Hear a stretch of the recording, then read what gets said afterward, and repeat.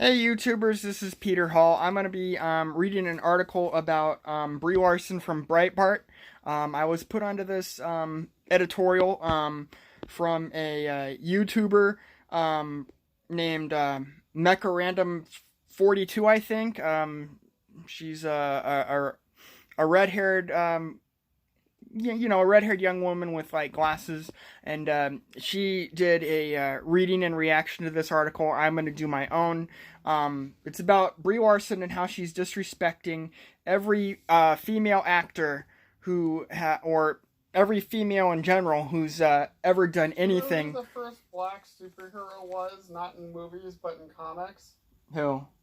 I think it was either Black Panther or Blade. Anyway, here's the article. And it's written by a guy named John Nolte. It's called The Unbearable Ingratitude of Marvel's Brie Larson. The unbelievably dishonest and ungrateful star of Captain Marvel, Brie Larson, is running around pretending to be the Rosa Parks of action heroines. You know, when Whoopi Goldberg first started winning acting awards in the 80s for The Color Purple, she recognized she was standing on somebody else's shoulders, on the shoulders of Hattie McDaniel, the first black person to win an Academy Award Best Supporting Actress in 1940. Finally, in 1991, a half-century later, Whoopi would become only the second black woman to win an Oscar. When Denzel Washington finally won the Best Actor Oscar in 2002, he opened his acceptance speech by saluting the man he had been chasing for 40 years, the great Sidney Poitier, the first black man to ever win Best Actor in 1964. 38 years later, Denzel was second. Whoopi and Denzel did not pretend to be first, to be groundbreakers, to be the pioneers of their respective social causes, even though they were. After all, until 1990, when Denzel won Best Supporting Actor for Glory, only 3 black actors had taken home the Oscar: McDaniel, Poitier, and Louis Gossett Jr., 1983's Best Supporting Actor. The guy who did Uncle Remus in Song of the South, he won an Academy Award or something. Walt Disney actually campaigned for him to win, but he was unable to attend the ceremony because of, segregation and stuff back then. Nevertheless, they still saluted those who came first, showed them the proper respect, expressed gratitude, and acknowledged their struggle and accomplishment. Compare that to Brie Larson's comments earlier this month at something called the Women in the World Conference, which sounds like a barrel of laughs. I'm very grateful to have broken this glass ceiling of normalizing the concept that women can also make $1 billion. I don't know why that was so hard to comprehend in the first place, she said. It's like we're human, whatever. If people, I kind of think Geeks and Gamers is kind of sexist against women because he says that he's tired of seeing all these female superheroines. I'm not.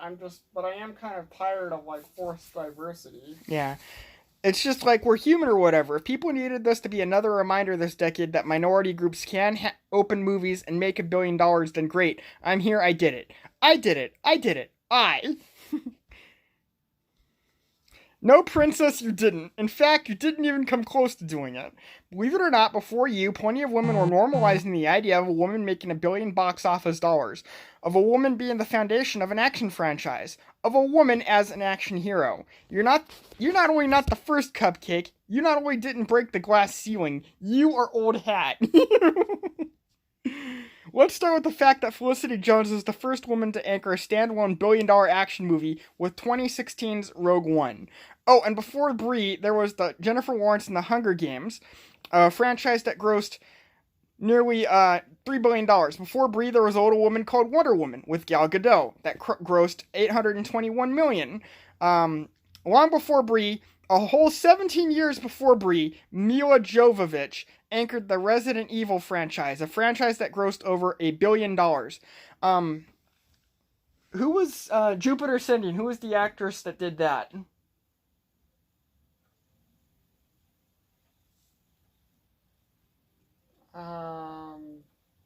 Yeah, I can't think of the actress who did Jupiter Ascending, but that was before Captain Marvel. In, Oz the great and powerful as the Wicked Witch of the West. Yeah. Mila Kunis. Yeah, Mila Kunis. That movie is terrible. Is not. Is. Yeah, and Linda Hamilton in the Terminator franchise, the original from the 80s and 90s.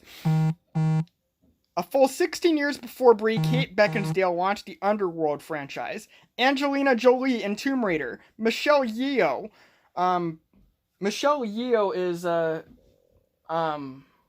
wasn't she, Agent May in Agents of S.H.I.E.L.D.? And she was also, in the Street Fighter movies. No, that's not her. She did the voice of the woman you're thinking of did the voice of Mulan. And where does this joyless harpy get off not recognizing Sigourney Weaver in the Alien franchise? Joyless harpy. Linda Hamilton? No, I did. I mentioned Linda Hamilton. Linda Hamilton was not mentioned. Which brings me to the mighty Pam Grier, the godmother. She wasn't an action survivor in the first movie up until the end, but she did grow into it in the sequel. Yeah, which brings me to the mighty Pam Grier, the godmother of all action heroines, an icon, a legend, the Neil Armstrong of the genre. I don't know who Pam Grier is, but I'm gonna have to look her up. Pam Grier is that black lady who was,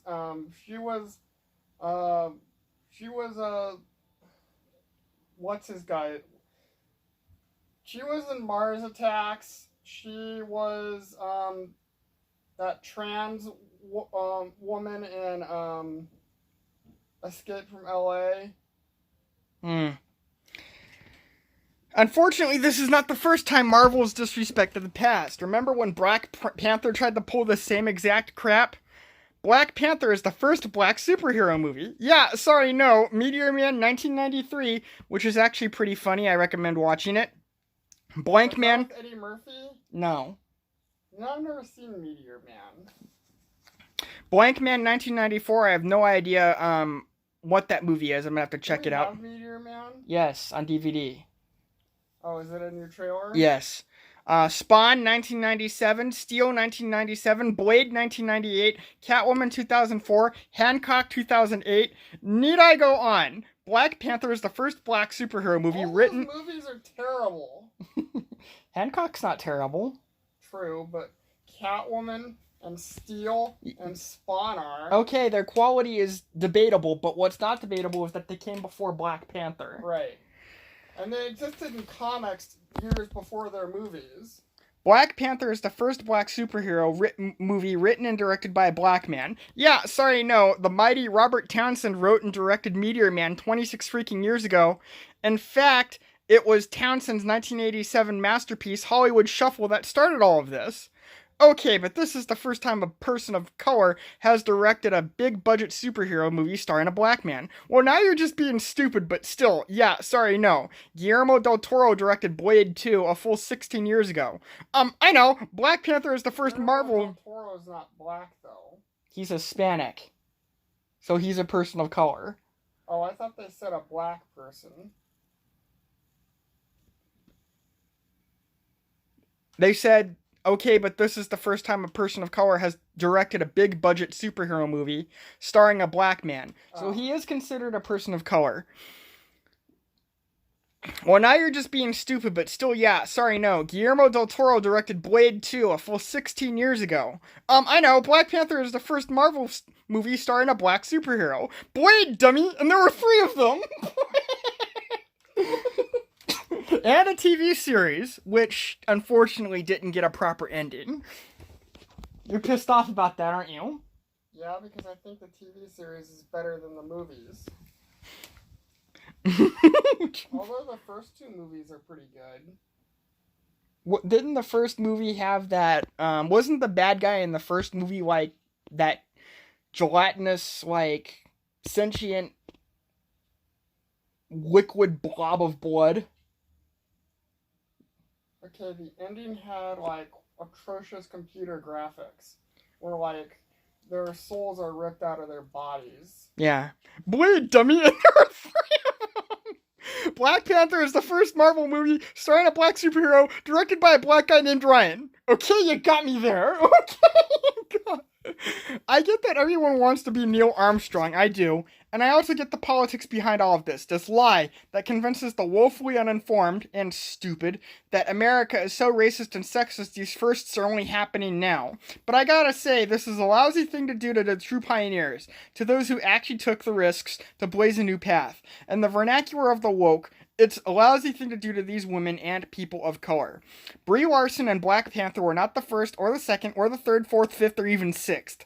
Robert Townsend was a true trailblazer, and he deserves some goddamned respect.